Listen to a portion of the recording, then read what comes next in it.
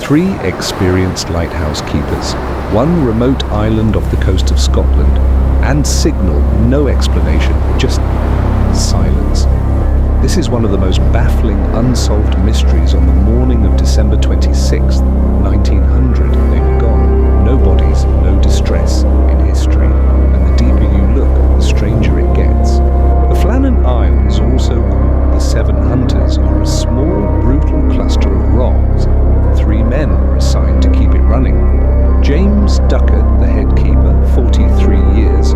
On December 15th, 1900, a passing ship noticed something deeply wrong. The lighthouse light was out.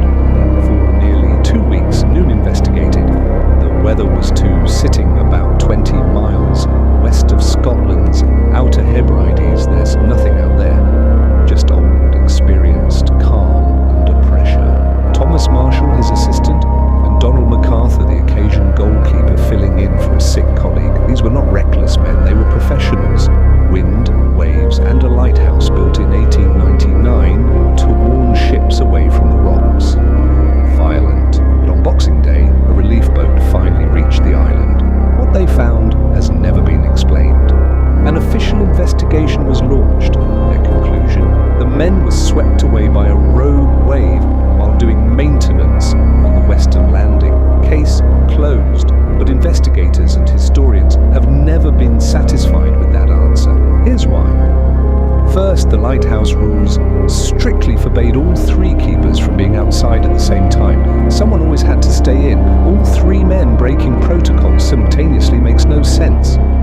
Second, one of the men's coats was still hanging inside. If they went out in a violent storm, why would any of them leave without a coat? Third, those log entries, the terror, the crying, the references to a storm that didn't exist. What were they actually seeing out there? Some researchers believe the men witnessed something on the water, something they couldn't explain, and in a moment of mass panic, ran toward the cliffs.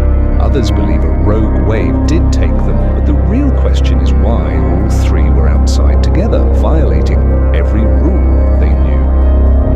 And a small number of people point to the local legends of the Flannan Isles.